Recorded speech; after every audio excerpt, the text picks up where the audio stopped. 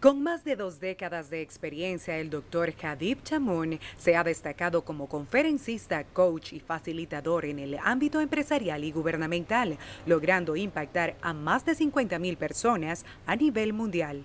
El doctor Chamoun realizó sus estudios de pregrado y posgrado en Administración de Negocios e Ingeniería Química en el Tecnológico de Monterrey. Posteriormente, obtuvo su maestría y doctorado en los departamentos de Petróleo e Ingeniería Química de la Universidad de Texas en Austin, donde también realizó un postdoctorado en investigación de producción de petróleo con la prestigiosa petrolera francesa Elf Aquitaine, hoy Total. Además, complementó su formación con programas ejecutivos de negocios en la Universidad Internacional de Negocios de Carolina del Sur y el programa de negociación de la Universidad de Harvard. Destacando su habilidad para aplicar teoría a la práctica, obtuvo una especie de maestría en negocios durante su participación en el programa Marketing Associates de Fluor Daniel en Irvine, California. A lo largo de su carrera, el doctor Chamoun ha brindado entrenamiento y asesoría a miles de ejecutivos y organizaciones internacionales, transformando equipos y empresas en diversas partes del mundo. Su enfoque práctico y su pasión por el aprendizaje constante le han permitido conectar con audiencias globales. Actualmente presenta su más reciente proyecto, la traducción del libro Los cuentos de mi abuela y otras historias, una obra que celebra la contribución cultural de los emigrantes a las sociedades que los reciben. Buenas noches. Bueno, después de haber escuchado con Ángela García parte de la vida, del perfil del doctor Khadib Chamoun, que es nuestro invitado de hoy, aquí se los presentamos para hablar con un hombre con vastos conocimientos y ahora también en el mundo de la literatura. ¿Cómo Doctor, estás, Chendo? siempre es un placer conversar con usted. Hace muchos años no teníamos la oportunidad y ahora, hoy, con un caballero en el mundo de la literatura. Muchas gracias, es un honor estar en Honduras, siempre me encanta regresar a Honduras. ¿Qué se ha llevado de Honduras que ahora lo traslada al mundo? Un ciudadano con ascendencia libanesa que donde va tiene historias de literatura, de economía, de negocios y de un buen decir de la sociedad. Lo que me llevo y siempre me he llevado y regreso es una buena amistad, las personas tienen una identidad que yo lo que les recomiendo a todos los hondureños es que no la pierdan, porque cuando los migrantes se van a otros países, se olvidan de su país, la segunda, la tercera generación. Y lo más importante es que no pierdan esa identidad y que se sientan orgullosos de lo que son, de dónde vienen, si son de San Pedro Sula, de Tegucigalpa, de donde sea, que se sientan orgullosos. Y eso es lo que me llevo, que hay que ser orgullosos de tus raíces. Como yo, por ejemplo, soy hijo de libaneses y nací en México y nunca lo niego, aunque vivo en Estados Unidos. Entonces es muy importante esa identidad y cómo honrar a nuestros antepasados. Bueno, identidad, nos ha dicho el doctor, y honrar a los antepasados. Y esto es bueno reiterarlo sobre todo porque somos dados en el caso de los hondureños en algunas ocasiones solo de estar proyectando lo negativo, lo malo del país. Y en este diálogo hoy quiero resaltar eso, cómo trasladar los valores de buenos hondureños y de un gran país que usted, que nos visita esporádicamente, siempre se lleva grandes conceptos de la nación, de un país rico en muchas facetas. Así es, y primero es creer en ti mismo, valorar a la familia, los valores de la familia, de los padres, de los abuelos, pero esto tiene una cosa muy importante, no solamente es por el hecho de tener una identidad, es porque cuando tú vas a negociar con otras culturas, por ejemplo, norteamericanos, europeos, muchas veces el hispano se hace chiquito y pierde valor. Pero el problema principal es porque no tienes esa identidad y porque no la respetas. Entonces se transmite. Sin embargo, si tú estás orgulloso de tus raíces, de tu identidad, tú muestras eso hacia el otro y el otro también te respeta. Entonces, en una negociación, como lo que está pasando en el mundo en la actualidad, en una negociación donde uno es fuerte y el otro es débil, es fuerte uno a lo mejor por el poder económico, pero el otro que a lo mejor no es fuerte por el valor económico, puede ser muy fuerte por su identidad. Y entonces entras a una negociación al mismo nivel. Eso es muy importante. Hay riquezas en todas las naciones y hay que aportar independientemente de cómo vivimos. 100%. Y tienes que estar orgulloso de lo que tú eres, de lo que traes, de tu naturaleza, de tus costumbres, de tus tradiciones. Si hay algo que yo destaco, y ya que sus orígenes vienen del Líbano, pero que también tiene esa ascendencia mexicana, es justamente eso, doctor Chamoun. El mexicano por eso se distingue en el mundo, y por qué no tomar este ejemplo que siempre hace valer acciones muy propias de su cultura, de su país, de cómo han ido cambiando. Así es. Y hay otra cosa importante, porque no solamente es siendo mexicano y de origen libanés, pero ahí hay una cosa muy interesante. Hicimos una investigación sobre muchos jóvenes de la diáspora que son mexicanos, argentinos, uruguayos, hondureños, de origen de otros países como el Medio Oriente, específicamente el Líbano, y nos dimos cuenta de una cosa: se sentían orgullosos de dos cosas. Una, de ser hondureño, y otra, de ser libanés. De ser argentino y de ser libanés. Hay una dualidad de identidad. Eso vale mucho. ¿Cuántas veces un hispano se va a Estados Unidos, emigra, y luego ni siquiera habla español? Y no solamente eso, se le olvidan sus raíces, pierde bastante la autenticidad. Y eso es un problema que debemos de retomar. Ese es el punto importante. ¿Y por qué sus estudios, sus experiencias, a qué lo llevan? ¿Por qué nos desvalorizamos? ¿Dónde está ese factor que nos hace cambiar, sobre todo en algunos nichos de los Estados Unidos? Pues hay muchas razones de psicología y demás, pero en mis estudios lo que resalta es ese orgullo hacia las dos culturas. La cultura de donde eres, del país donde naciste, y la cultura de donde vienen tus padres, si eres un extranjero. Entonces, pero porque hay muchos estudios sobre esto. Algunos estudiosos mencionan que es porque una cultura se siente inferior a la otra y tú te sientes inferior. Yo creo que al final de cuentas tiene que ver con el autoestima. ¿Y el autoestima de dónde viene? De la familia, de donde tienes una buena familia, una buena madre, una buena abuela. Todas esas raíces son muy importantes que te dan el ser. Y esa parte es súper importante para valorarte a ti mismo. Entonces, lo que hemos visto es que en el caso de los libaneses, en la diáspora, de hecho 800 personas, este estudio exploratorio estadístico nos mostró que se sienten orgullosos de ser mexicanos, uruguayos, argentinos, brasileños, pero también libaneses. Entonces tienen y eso los hace ser exitosos, porque tienen ese valor y lo transmiten hacia el otro. Entonces esa es base del éxito en los negocios también. Usted me destaca algo fundamental, que en los últimos tiempos, casi a nivel de mucha sociedad latinoamericana, y lo reflejamos a nivel de los países de Centroamérica, es el tema familia. Nos hemos estado alejando de ese núcleo que es fundamental, con otro agregado que también ha sido fundamental en el desarrollo de las naciones: los niveles de educación de nuestros países, y duele decirlo, pero hay que aceptarlo, no son un buen ejemplo ante el mundo, con excepciones de la regla, porque hay profesionales en las diferentes áreas que son talentosos, pero cierto sector de nuestra sociedad ha tenido bajos niveles de escolaridad. Y ahí hay otro elemento que sería ideal que usted nos oriente en ello, doctor. Un experimento que yo hice fue, tú te recuerdas de mi libro Trasciende, que tiene que ver con las virtudes cardenales y cómo las aplicas en el día a día en la negociación. Yo empecé a hacer un experimento por más de 4 años, cada año, con estudiantes de la preparatoria, no estudiantes de carrera, de maestría, que son mis estudiantes típicos, ¿no? Sino empezar con estudiantes que van a irse a la prepa, van a entrar a una carrera.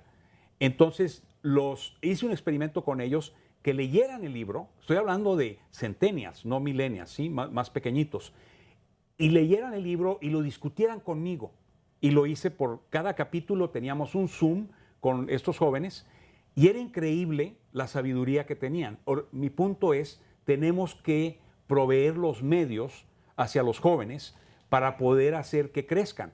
Pero la responsabilidad es de nosotros, de todos los ciudadanos. Entonces yo creo que no estamos perdidos. O sea, dentro de toda esa crisis hay gente que está haciendo algo, que no se ve muchas veces, porque estás invisible y vas en contra de la corriente. Sin embargo, eso es lo importante, o sea, buscar grupos de estudiantes y empezarlos a apoyar, empezarlos a cultivar esos valores que deben de venir desde la casa. Pero si la casa no los tiene, hay que empezar desde abajo, ¿no? Entonces yo creo que es por ahí. ¿Y cuál es el rol que se debe tener para ir cultivándonos, para ir fortaleciendo esa base que debe venir desde el hogar, pero sin que el Estado descuide ciertos sectores de la sociedad? Porque muchos de estos elementos que usted revisa dentro de la sociedad tienen mayor efectividad cuando nos vamos al mundo privado, a esa educación privada, no hacia la pública. Bueno, ese es un buen punto. Dependiendo en qué país estés, muchas veces las escuelas públicas son mucho mejores que las privadas. Por ejemplo, en Estados Unidos hay muchas escuelas públicas que tienen muchos recursos para los estudiantes, siempre y cuando estén orientados, por ejemplo, vamos a decir que hay un plan estratégico del país, ¿no? Vamos a decir que nos vengamos a Honduras, a otro país, que digas, ¿cuál es el plan estratégico? ¿Qué es lo que queremos hacer? Pues queremos tener refinerías, queremos tener más maquiladoras, queremos tener, dependiendo del país que estemos hablando, dependiendo de ese nicho de industria que queremos desarrollar, necesitamos esas carreras que vengan, pero también deben de ir de la mano con lo que quieren estudiar los estudiantes.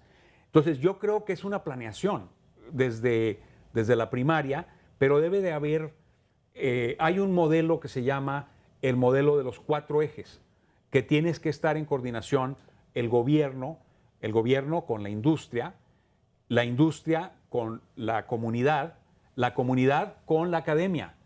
Pero el problema es que cuando no están coordinados esos 4, entonces no se puede llegar a un acuerdo. Me explico, tienen que estar coordinados los 4 ejes.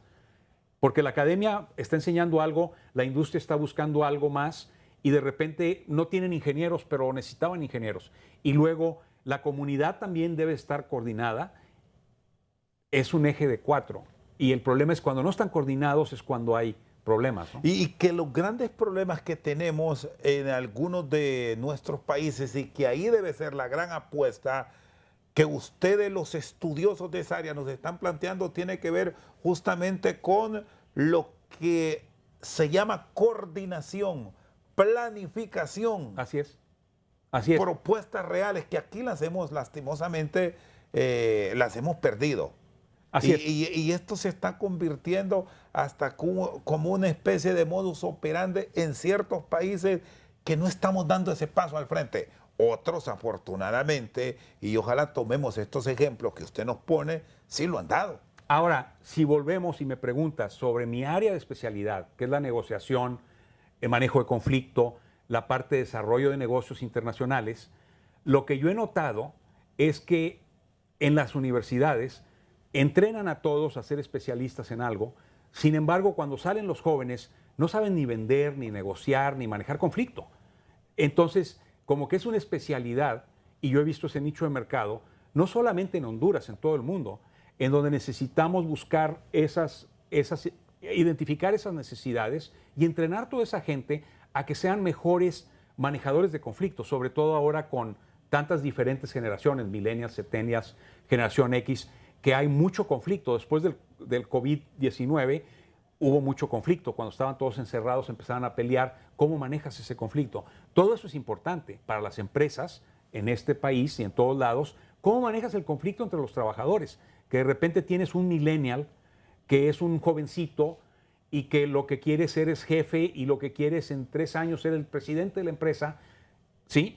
Sin embargo, es muy talentoso, pero él es el jefe de un baby boomer, o sea, de alguien como su padre o su abuelo. Entonces, ¿cómo manejas esos conflictos? Eso es lo que estamos haciendo y lo que estamos estudiando y aplicando para que haya menos conflicto y que haya más colaboración y armonía. Una especie de revolución controlada. Revolución, sin embargo, la revolución y si lo llama revolución a los diferentes tipos de generaciones, sí, las diferentes tipos de generaciones que me acaba de tocar con un ejercicio que hice de todo el mundo, ¿no? Con estudiantes de China, de otros países, que uno era millennial, el otro era baby boomer, el otro era esto, y te das cuenta que uno está acostumbrado a las reglas, a seguir orden, a trabajar de 7 a 5, pero no le cambies eso porque no puede hacer otra cosa. Y el otro no, el otro quiere trabajar desde su casa, trabajar 2 veces a la semana, no 5 días, etcétera, pero sí tiene resultados. Entonces, ¿cómo le haces para manejar todo esto? Pues se puede. ¿Y cuál es el más difícil de controlar? ¿Cuál es más difícil? Difícil de controlar, porque al final lo que necesitamos es una máquina funcionando a la perfección si pretendemos alcanzar el desarrollo, y todos valen con sus aportes. Bueno, no es difícil de controlar porque la clave es entender qué necesidad quiere el otro, por qué quiere hacer lo que está haciendo. Por ejemplo, yo tenía un caso de una empresa donde el millennial, ¿sí?, estaba muy molesto el baby boomer porque el millennial quería ser jefe de él. ¿Sí? Quiere mandar. Claro, y quería ganar mucho más. Entonces yo le dije, vamos a entender qué quiere el millennial. Cuando yo hablé con él, lo que él quería era retos, quería tener proyectos, se aburría con lo que estaba haciendo. Entonces son jóvenes muy talentosos que hay que ponerlos a que hagan un reto. Entonces le pusieron un reto, le pusieron un proyecto y le fue muy bien. La cuestión es hay que entender al otro por qué está actuando, cuál es ese comportamiento y solucionar ese problema. Ese es el tema de negociación de intereses, por ejemplo, de que entiendes qué interesa atrás de la postura, de por qué está haciendo lo que está haciendo, y luego llegas a un acuerdo con el otro, ¿no? Estamos en esa ruta en Honduras, doctor, de entender estos procesos de cambio, de integrarnos todos independientemente de los niveles del conocimiento que tenemos, porque ya nos explicaba que esto es un asunto de unirse, de entenderse y buscar la excelencia. Después de la pausa, ¿le parece si Sí, seguimos hablando de ello? Claro y tenemos sí. el pendiente de un título de uno de sus nuevos libros, y muy subjetivo: Los cuentos de mi abuela y otras historias. Estamos hablando de la modernidad de hoy, pero trasladada también a nuestros antepasados. Después de la pausa. Seguimos esta noche con el doctor Habib Chamoun. Así es. Está bien pronunciado, es Perfecto. árabe. Sí, en libanés sí, claro. Bueno, ¿cómo unir todas las sociedades? Porque aquí de pronto puede entrar el tema de la discriminación. No me relaciono con aquel porque yo sé más. Exacto. Y planteaba justamente al cierre del segmento anterior, doctor, que termina siendo un gran problema para lograr un impulso verdadero de una sociedad. Es no cierto. me siento con él porque yo sé más que él. Es cierto, y ese es un tema recurrente que pasa en todas las empresas, todas las industrias, que me ha tocado vivirlo, en donde, por un lado, dice el que tiene mucho más experiencia, este chamaquito, ¿por qué me va a venir a decir? Acá se dice también chamaco, ¿no? Sí. Este jovencito, ¿por qué me va a venir a decir? Este muchacho, este muchacho cipote. apenas salió de la universidad. Sí, entiendo, pero yo le digo a esa persona, nosotros, los que tenemos más edad, tenemos más experiencia, más conocimiento, tenemos que tener más flexibilidad para escuchar al otro y ver sus talentos y luego manejar esos talentos en la empresa. Ahora, ¿qué se requiere para hacer eso? Bueno, en mi caso me trae Miti Savillón aquí a tu país, y eso requieres gente que esté consciente de ese cambio y empezar a persuadir a los empresarios, porque definitivamente son recursos que tienen que gastar para poder coordinar todos estos esfuerzos, pero eso es más económico a dejar que todo se haga un conflicto y luego hay una rotación tremenda de empleados y eso cuesta mucho más. Entonces, si ves, en general, es mucho mejor el tener alguien que te apoye con ese problema específico. Y es un problema que pasa en Estados Unidos, se pasa en todos lados. Me ha tocado que pasa además cuando tienes diferentes culturas. Me ha tocado que una empresa compre una empresa alemana, es mexicana, se van a Alemania y me ha tocado ir porque el jefe es alemán, pero luego ponen un jefe mexicano y hay conflicto. Los alemanes no quieren que un mexicano lo lidere, por ejemplo, ¿no? Me ha tocado ese caso. No es un millennial, es diferente cultura, también tienen ese problema de estereotipos, ¿no? ¿Qué podemos hacer? pues empezar a invitarme más, invitar a otros expertos y lo resolvemos. Pero si tú me dices, ¿cómo resolvemos completamente? Pues yo me ganaría el premio Nobel. ¿Me explico? No, es un asunto pregunta muy difícil. de ir midiendo esa integración. Claro, es ir midiendo, ir viniendo, ir buscando los problemas, ir resolviendo paso a paso, ¿no? Por industria, todas las industrias, las maquiladoras, los bancos, las aseguradoras, todos tienen el mismo problema. Que no lo quieran ver, ese es su problema, es un problema mayor, ¿no? ¿Y qué decirle al empresario, al que desarrolla una obra, al que impulsa una empresa, de lograr el tema de la integración sin afectar, sobre todo cuando hablamos de empresas de muchos años, de décadas? Lo que les digo es que ya no es suficiente el látigo. Con el látigo no funciona. Lo que necesitamos es colaborar. Y nos cuesta trabajo, ¿no? Cuando estás acostumbrado a usar el poder, la jerarquía para seguir adelante en la empresa, bueno, eso es una manera de hacer las cosas en algún momento, definitivamente. Cuando no se entiende, cuando hay momentos para ser competitivo. Pero en este caso yo les digo, pónganse las pilas. Tenemos que enseñarles, tenemos que capacitar a la gente, si no, no vamos a cambiar. No puedes seguir haciendo lo mismo porque no vamos a cambiar. Y luego se quejan porque pues ya la situación está muy complicada, la economía está mala. Pues sí, está mala, pero también somos parte del problema. Entonces tenemos que empezar por donde nosotros empezamos. En Estados Unidos hay muchos despidos de personal hoy en día, en todo el mundo, o sea, pero también va a haber otras oportunidades. Se ponen a veces las cosas negativas. Alguien me habló y me dijo, Javi, ¿qué puedo hacer? Ponte a estudiar, ponte a ver algo diferente, ponte a entender lo que es, ¿cómo se dice? Tecnología de cibernética, de seguridad cibernética, etcétera. Ponte a la vanguardia. Tienes que estar cada día a la vanguardia. Eso lo aprendí de mi madre. Mi madre, a su muy avanzada edad, quería seguir estudiando. Eso debemos de hacer. Eso es lo que el empresario, sobre todo el empresario hondureño y todos los empresarios, debemos de tomar ese liderazgo de empoderar al empleado con la educación. Eso es lo que está fallando. Bueno, quiero entrar al libro.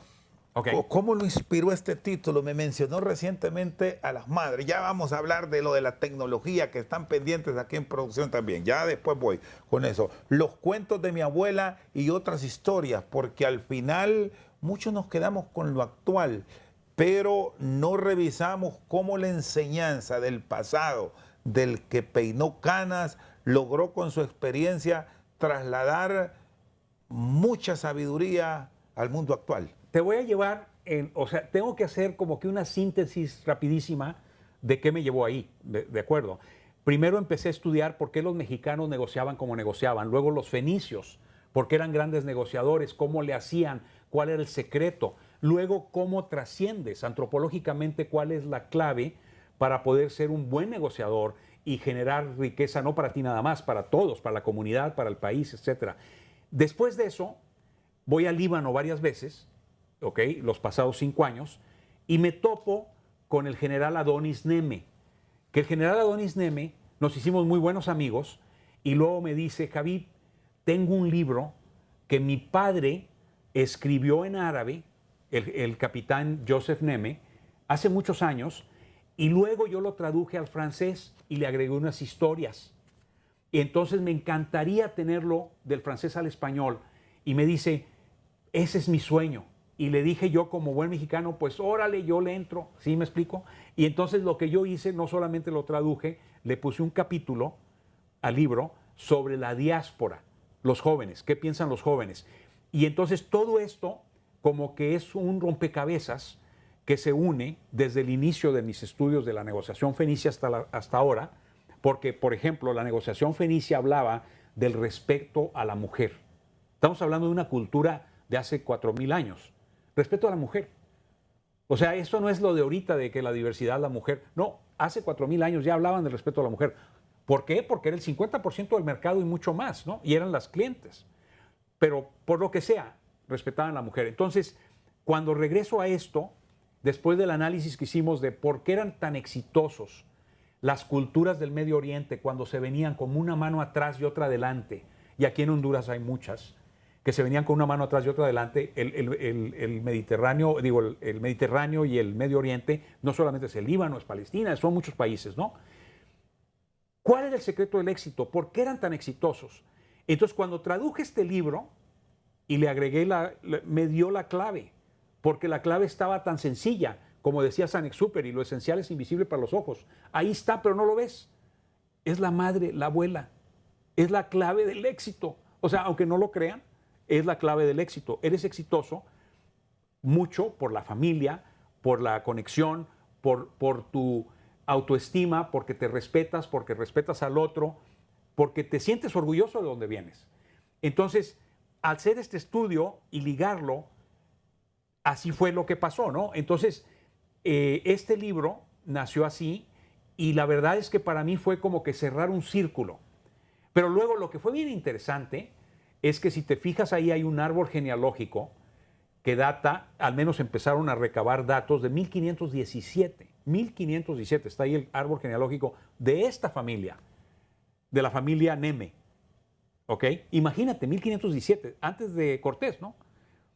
Porque vino después, a América. Sí, casi desde los inicios de la conquista de América. Un poquito, exacto. Sí, 1492. En la primera visita está hablando de Honduras. Estamos hablando de diferencias muy pocas. Muy pocas. 2, 3 décadas. Entonces decir, alguien que tenga el árbol genealógico de esa época, pues que era, a mí se me hizo fascinante. Y luego lo que más fascinante se me hizo, que ahí en el árbol genealógico está el abuelo de mi esposa. Entonces se me hizo muy interesante, ¿no? Fue una diosidencia, porque yo lo conocí a Adonis por un amigo en común y luego resulta que era pariente. Entonces, interesantísimo, pero el punto es de que es un historiador, Adonis es un general, es un historiador, y ha escrito varios libros y esta es la primera vez que uno se traduce al español. Bueno, y aquí encontramos mucha historia, sin duda alguna, en el índice. ¿Cuál es el agregado suyo? Mi agregado es sobre la historia de la diáspora en América. Es decir, hicimos un análisis exploratorio, estadístico, en donde vimos cómo se comporta la diáspora. Hicimos una estadística, un survey y demás para 800 personas y sacamos los datos. Todo eso se va a publicar en un artículo, en un journal académico. Sin embargo, aquí sacamos uno de los capítulos, en la primera parte, que dice, ok, ¿por qué es exitosa la diáspora? ¿Cuál es la clave del éxito?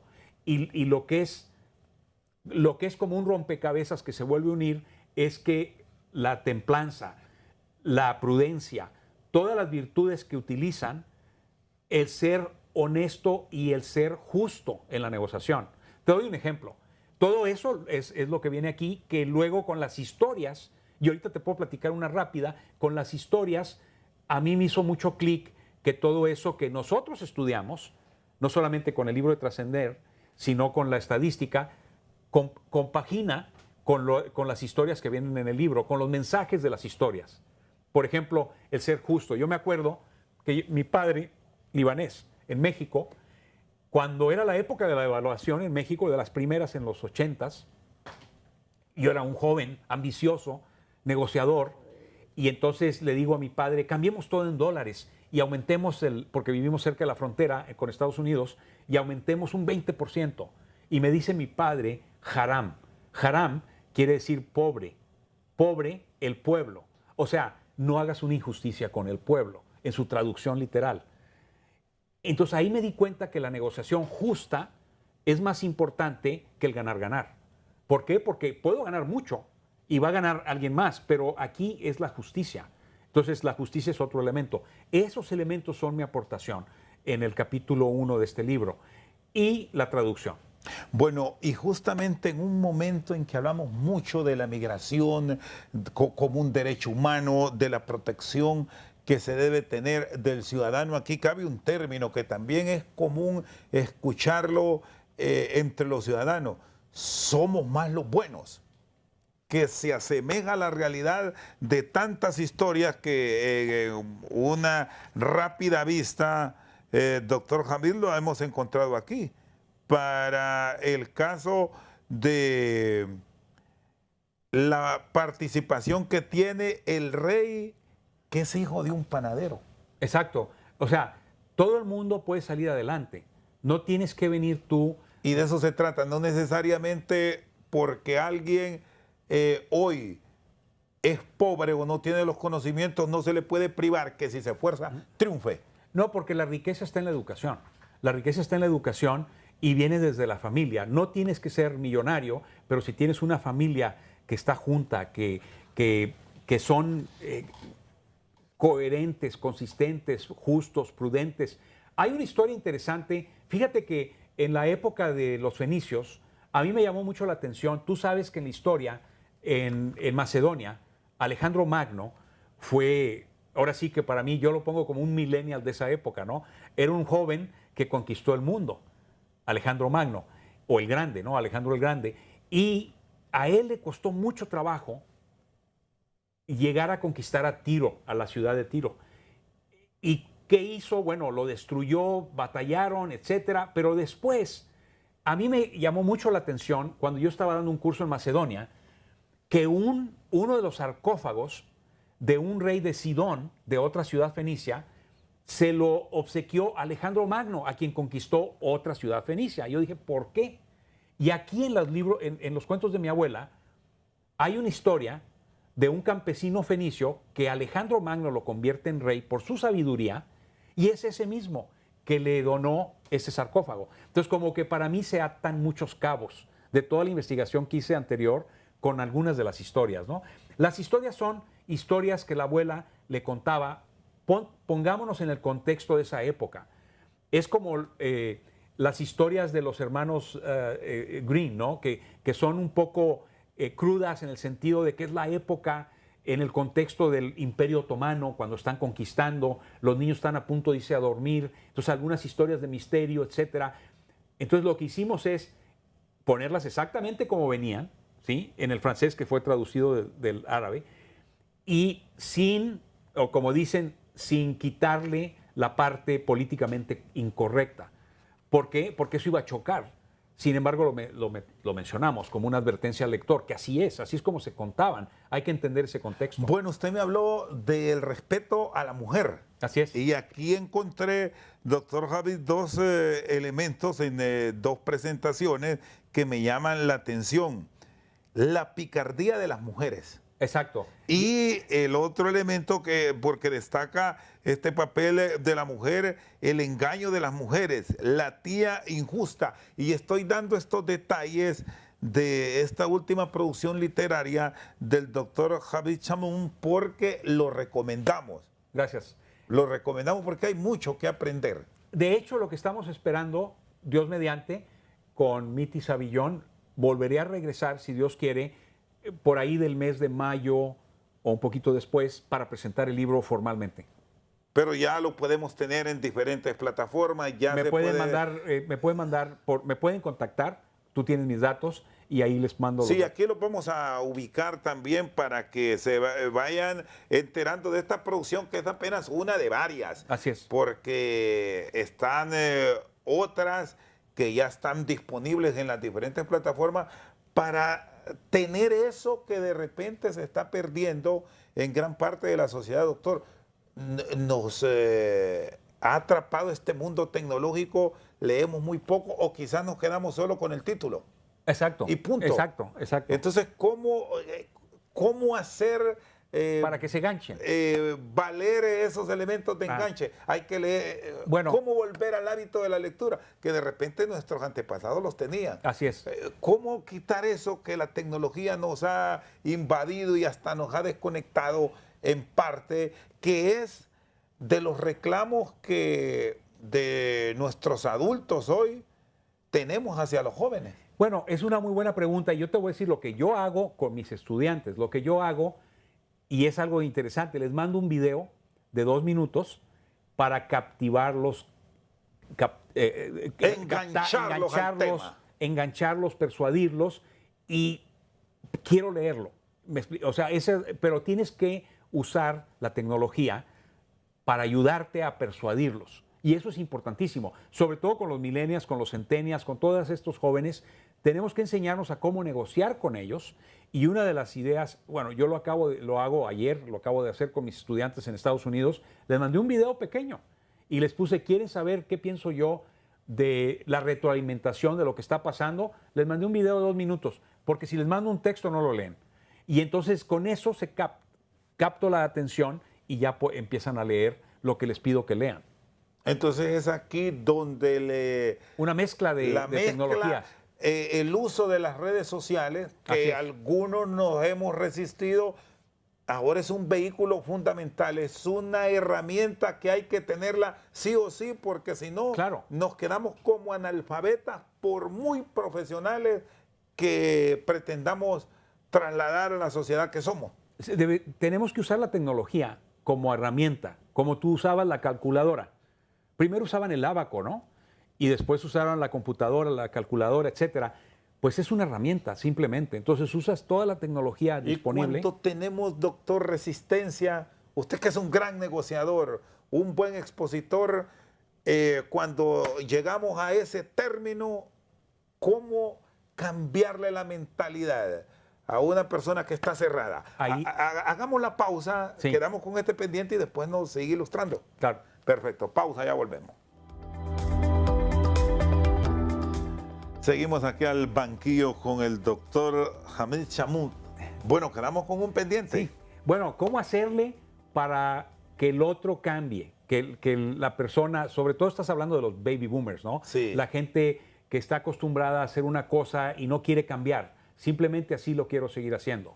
Bueno, yo te digo el ejemplo mío. Yo soy baby boomer. Yo no soy millennial, yo no soy centennial. Entonces, ¿qué he estado haciendo yo? Estamos en la misma ubicación. Exacto. Lo primero que tenemos que hacer es negociar con uno mismo. La negociación más importante en la vida no es la que hagas con tu esposa, no es la que hagas con la suegra, no es la que hagas con los hijos, es negociar contigo mismo. Decir, esa conversación interna que tienes contigo mismo, de decir, oye, se puede, no se puede, me levanté en la mañana, quiero unos 5 minutitos más para dormirme, o me voy a hacer ejercicio. Tenemos que aprender a negociar con uno mismo. Y eso es bien importante. ¿Qué debe tener un buen negociador? Primero conocerse a sí mismo, entender al otro, pero primero entenderte tú mismo, y luego entender al otro, saber qué es lo que quiere y empezar a planear la preparación para negociar con el otro, no negociar de entrada. Si tú te pones a pensar, un ejemplo muy rápido, no quiero entrar en política ni en dilemas, ¿qué ha hecho el presidente Trump con todas sus negociaciones ahorita? Lo que ha hecho, nada más, simplemente voy a mencionar esto, es hacer una negociación de choque. Es decir, voy a hacer esto. ¿Y qué hace el otro? Se pone a temblar. Tiene miedo. Típico de un buen negociador, de un buen economista. Tiene miedo el otro y el otro empieza a ceder cosas. Y entonces el que está del otro lado dice, qué padre, entonces ya vamos a empezar a negociar. El punto es que tenemos que aprender a negociar con el otro, cómo negocia el otro y actuar de acuerdo. Entonces yo creo que no solamente negociar con uno mismo, pero ya que negocias contigo mismo, como en mi caso, yo tengo que convencer no a los baby boomers, a los millennials, a centennials, que no usan tecnología, que no les gusta estudiar. Los tengo que persuadir para que no reprueben en la universidad. ¿Y cómo le hago? A través de un video que les mando de 2 minutos y les pongo qué impacto tiene lo que estás haciendo en ti mismo, en tu vida. Entonces tengo que meter un poco de psicología para poder persuadir al otro a que cambie. Sí se puede. Porque aquí estamos superando penas. Exacto. Que es muy común en nuestras sociedades, temores. Exacto. Y lo mejor que hay que hacer es entender, hablar con el otro, entenderlo, escucharlo, cuáles son sus intereses, cuáles son sus temores, cuáles son sus preocupaciones, y luego empezar a negociar con ellos. Pero si no puedes negociar, persuades, porque la persuasión, a diferencia de la negociación, es que yo quiero que el otro venga a mi postura. En la negociación tú tratas de negociar entre las dos posturas, ¿no? Pero entonces cuando yo estoy persuadiendo al otro, le pongo el contexto de tal manera que quiera sentarse conmigo a negociar. Y ahí es cuando empezamos a platicar y decir, ok, vamos a ver, ¿por qué no quieres hacer esto? Vamos a cambiar aquello. Y el empresario del día de hoy o se aclimata o se muere. Es la realidad, es lo que va a pasar. Y no lo quieren ver, pero lo van a ver. Y se va a ver cuando se acabe la empresa, cuando se acabe el negocio. Porque así es, y así ha pasado. Habían muchas pastelerías en mi pueblo y en otros pueblos en México que eran buenísimas. Llegaron las franquicias y se desaparecieron. ¿Por qué? Porque no quisieron cambiar. Y como esos van a haber muchos, entonces tenemos que ponernos las pilas por eso. Yo creo que a través de la educación, a través del cambio interno de la empresa, podemos llegar a hacerlo. Usted me plantea y habla de la autoevaluación, de revisarme qué puedo hacer yo, pero si vamos dando esos pasos de confianza en un proceso de cambio, ¿quiénes son nuestros principales aliados? Porque somos dados por nuestra misma formación a consultar, a preguntar, así como yo le traslado estas interrogantes hoy a usted, pero ya puesto en esa persona, ¿en quién confiar después de uno mismo? A tu esposa, si estás casado, yo tengo casado más de 36 años, o creo que 36, tengo que ver. Bueno, el punto es de que a tu otro yo, ¿no? O sea, tienes que confiar en alguien, en alguna persona. Ese es un punto fundamental, claro, por las inseguridades que como ciudadanos tenemos a estos pasos trascendentales que los estamos viendo en la sociedad. Ya mañana es diferente a lo que hablamos hoy. Por eso regresamos a la familia. Cuando dices el respeto a la mujer, el respeto a la familia, regresas y dices, pues si tú escuchas lo que te dice tu esposa, lo que te dice tu consejero, tu consejera, tu compañero de vida de toda la vida, alguien a quien le tengas confianza, pero esa persona también, también puede ser que esté sufriendo el cambio y que tenga que cambiar también. Entonces, como que tienes razón, tú le mencionaste al inicio una revolución, ya estoy diciendo tu palabra, una revolución de cambio que estamos pasando. Y que lo que vivimos antes del COVID, después del COVID, no es nada con lo que vamos a seguir viviendo en el futuro, porque es un cambio completamente de época. Entonces yo creo que es importante prepararse. ¿Y a quién le confías? A tu mejor amigo, a tu mejor amiga, a tu esposa, y también muchas veces tienes un buen jefe en la empresa que te coachea, que te apoya. Para mí los buenos jefes en una empresa son los que te apoyan a que subas, no a que te aplasten. Entonces yo creo que ese cambio tiene que darse. Es decir, la valoración del recurso humano, que de repente ha sido uno de los grandes tabú que se están ahora mismo sí rompiendo, sin importar ni estrato social ni raza. Así es. Ya hemos dado ese paso en América Latina que de pronto en las grandes sociedades sí fue mucho más notable ese cambio, y lo podemos ver en el emprendedurismo de los Estados Unidos, porque allá el que de repente aquí no tenía ese impulso o hasta el mismo temor, le limitó, no prosperó. Exacto. Pero pasó el Río Grande y fue un éxito. Exacto. Y cuando, por ejemplo, ya pasaste el Río Grande, pero ahora está cambiando, hay una revolución dentro de la economía en Estados Unidos, en donde estás viendo que hay un despido masivo de muchos burócratas que están en el gobierno. Hasta cierto punto se está limpiando la casa y a veces dices, bueno, hay mucha gente que no está haciendo nada. Entonces, ¿qué haces? Tienes que hacer un cambio. Ese es un problema grave, hasta en Estados Unidos, por eso lo menciono. O sea, tenemos que apoyar a la gente, el humanismo antes que nada. Pero también, por otro lado, existe la otra parte de la balanza. Tampoco puedes tener gente sin hacer nada en el trabajo. Entonces tienes que cambiar ese chip también. Que no creo que sea el problema en Honduras, ¿no? Porque eso se da más en donde tienes un colchón muy grande y que está la gente sin hacer nada. Entonces se puede dar ese tipo de socialismo que llega a un momento en que la gente quieren más y quieren más sin trabajar. Entonces ese es el otro extremo. Lo que tenemos que cambiar es empoderar a la gente con educación. ¿Cuál debe ser el gran reto de nuestro país frente a estos enormes cambios que estamos registrando en líderes mundiales? Que bueno, ahora tenemos el caso, y usted lo exponía, del presidente Trump. Ajá. Pero igual podemos observar en otras economías completamente diferentes, pero que son hoy un ojo del mundo. Quedémonos en América Latina, un vecino nuestro, El Salvador, la bucalemanía que se está dando. Si vamos al sur, las posturas, independientemente de los últimos acontecimientos, que no le fue de nada bien con el tema de las cripto a Javier Milei, pero sí son como referentes que nuestras sociedades los están viendo. Así es. Es un cambio que tenemos que hacer. Yo como lo veo es que no había orden en el pasado, se hizo un desorden, hay un caos, y ahora están regresando líderes que están que son líderes que no autoritarios, diría yo, pero más bien líderes que están agarrando el toro por los cuernos y tratando de hacer, en general, en general, y tratando que el país salga adelante, porque el problema es que estaba todos los países yéndose para abajo. Y entonces ahorita donde está, por ejemplo, en el caso de Estados Unidos, yo me refiero a Estados Unidos donde vivo, pero lo mismo pasa en El Salvador y en otros países que pusieron cosas, reglas, o sea, se estructuró más, antes era un caos, ¿no? Entonces, como que necesitamos más ese tipo de liderazgo. Yo le pondría un liderazgo entrón, que le entre y que tenga esa valentía de ir contracorriente, que eso hace mucho que no. El último que yo conocí fue Jesús. Bueno, yo no lo conocí, pero lo conocí a través de la historia, ¿verdad? Ese que fue el que iba contracorriente. Eso es lo que necesitamos ese tipo de líderes.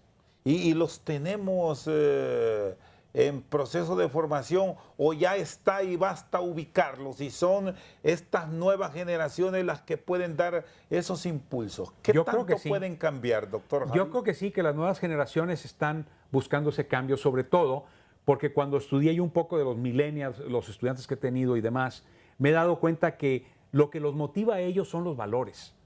Aunque no lo creamos, son los valores. Los jóvenes, por ejemplo, un joven no le importa gastarse $300 en unos tenis, en donde a un baby boomer ni de chiste vas a pagar tanto dinero por una cosa así, ¿no? El abuelo o el tío no lo paga, pero el joven le encanta. ¿Por qué? Porque es lo que quiere, es su valor. Los valores, pero también los valores de... el único valor que no he encontrado es que sean leales, no son leales a una empresa, como que se cambian muy rápido, pero puede ser no porque no sean leales, porque no encuentran su ser, porque no encuentran, son tan creativos, quieren hacer tantas cosas. ¿Son muy inquietos? Muy inquietos y a lo mejor no encuentran ese lugar que les dé esa paz para seguir adelante, donde vean que por ahí van a ir. Entonces, como que son mucho más inteligentes de lo que pensamos y entonces necesitan tener esos retos dentro de la empresa. Si no tienen los retos, se van. Bueno, vamos a ir a la pausa y luego vamos a hablar de los espacios que hay que darles para mantenerlos, para saberlos aprovechar, no explotar. Ajá. Porque son dos ángulos completamente diferentes. Así es. Después de la pausa. Y después de esto te voy a cobrar. Ya volvemos. No, sí.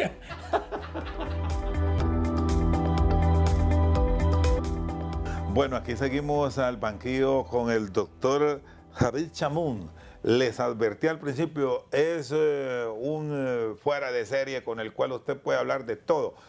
Bueno, nos quedan pendientes el mundo económico. Podemos hablar un día por Zoom sobre los carburantes, las nuevas tendencias de vehículos manejados automáticamente, etcétera. Pero bueno, nos vamos a quedar con el cierre de los millennials, cómo aprovechar ese talento con la mezcla de la experiencia que nos da el antepasado.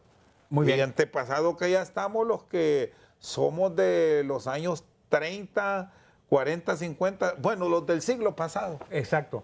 Sí, exactamente, los que estamos aquí presentes, ¿no? Bueno, la verdad es que es un reto y sí me ha tocado en varias empresas el que de repente quieren despedir un millennial porque dicen ya quiere ser mi jefe, ya está moviéndose mucho, etcétera, etcétera. Entonces yo hablo con el millennial y me han tocado varios casos como ese, ¿no? Y les pregunto, a ver, pero ¿qué quieres de la vida? No, pues me gustaría hacer esto y esto y esto. ¿Cuál es tu visión? ¿Cuál es tu misión? Le pregunto un poco de cosas y al final de cuentas me doy cuenta que está como está el millennial, como está de molesto en la empresa, porque realmente no ve que está generando valor en la empresa. O sea, no ve que está haciendo algo que le cause a él un reto. Él quiere un reto y se motivan por el reto. Ese es un caso de un millennial, ¿no? Y ese millennial, bueno, en el momento que detectamos eso, lo pusimos en un proyecto que tenía muchos retos a cargo de ese proyecto y fue feliz y después fue subiendo. Entonces es un ejemplo de muchos millennials. Otro que era una joven millennial que también tenía ese reto, la pusieron de supervisora y llegó a ser gerenta de ventas. Entonces les tienes que dar retos para que ellos se sientan motivados. Esa es la motivación. Eso de que trabajen de casa, que en persona, no en persona, con que tengan resultados. El punto es ese. Yo sé que es bueno que trabajen. Buen punto, doctor. perdón que lo interrumpa, porque aquí está la clave del éxito, lo que todo mundo buscamos. Al final, la inversión la va a saber sobrellevar si sobre lo planteado hay un resultado independientemente de dónde está. Si ahora un talento de Honduras puede perfectamente generar contenidos y ser un hombre o una mujer exitosa en Japón. Así es. Y a mí me tocó el caso de un millennial que estaba muy molesto porque estaba siendo microadministrado por su supervisor, que lo veía de la espalda, lo estaba viendo que estaba haciendo, etcétera, etcétera. Entonces los senté a los dos y le pregunté al que micro entretenía al otro, le dije, ¿por qué está haciendo eso? Porque quiero asegurarme que haga su trabajo. A un millennial no le gusta que le repitas las cosas. Le dices una vez y ya. Pero si le... Al final el jefe debe valorar el resultado final. Entonces llegamos a un acuerdo. Dije, ok, tú quieres microadministrarlo y tú quieres que no te administren. Sí. Ok, vamos a llegar a un acuerdo. ¿Qué te parece si mandas reportes semanales? Y vamos a darle un periodo de prueba de 6 semanas. Y si tú, que te gusta microadministrar, estás de acuerdo, entonces ya te está dando resultados, no hay problema, seguimos así. Y si no funciona, pues ya lo microadministras. Y así fue la negociación. El punto es que tenemos que entender por qué el otro se siente asfixiado, el millennial. Porque son seres libres. No les gusta la cárcel de la empresa, ¿no? Entonces tienen que estar así, con que hagan su trabajo bien, es lo importante. A final de cuentas lo que quieren son resultados. Ahí hay que cambiar a los baby boomers, que son, o sea, lo que hablábamos hace rato. Tenemos que cambiarle esa mentalidad de... Si no miramos, no estamos felices. Exacto, y ese es un problema grave, que lo tenemos todos, ¿eh? Todo el mundo. Con los hijos, ¿no? Quieres estar viendo qué están haciendo, porque si no, no te sientes bien, porque a lo mejor están haciéndolo mal. Déjalo ser. Yo lo digo muy fácil, pero a veces con mis hijos no lo hago. Entonces sí es cierto, es algo que tenemos que trabajar todos en eso, ¿no? ¿Hacia dónde nos lleva este mundo? Hay un parámetro definido y aquí no estamos hablando a largo plazo, porque a largo plazo esto va a ser vuelvo a una revolución que nadie la imaginó. A corto plazo, en el próximo lustro, por ir a una exageración, quizás es mañana. Yo creo que todo es cíclico, o sea, toda la vida ha sido cíclica, ¿no? En la vida. Entonces, yo creo que vamos a la tendencia de todas las tecnologías, de seguir usando tecnologías, pero no se va a desaparecer los libros. ¿Por qué? Porque hay una mezcla de los dos. Hay mezcla, o sea, lo valioso de la cuestión es de tener opciones. Tienes opciones tecnológicas, tienes opciones manuales, tienes de todo. Entonces, yo creo que la tendencia es una mezcla de las tecnologías. Y sobre todo en saber administrar el pensamiento humano, porque más allá de todo esto maravilloso que da este mundo, doctor Chamoun, hasta la propia inteligencia artificial requiere del humano. Así es. De una orden, de una pregunta para responder. Así es. Y fíjate que yo doy cursos en línea de maestría y le digo a mis estudiantes, yo no quiero un examen escrito. No quiero que me pongan un examen escrito, háganlo oral. Y quiero ver qué tan buenos son para presentar. Perfecto. Doctor, le agradezco su tiempo. Siempre es un gusto. Ahí vamos a tener pendientes toda la información sobre su perfil, cómo ubicarlo, cómo aprender de un ciudadano amigo de Honduras que viene a nuestro país con algún grado de regularidad y siempre nos deja buenas enseñanzas y sobre todo habla muy bien de Honduras. Así es. Que este es un concepto abandonado hasta por nosotros mismos y por eso le agradezco su tiempo. Al contrario, muchas gracias a todos por esto. Perfecto, muy bien. El doctor Javid Chamoun esta noche con nosotros al banquillo. Por su sintonía, muchas gracias.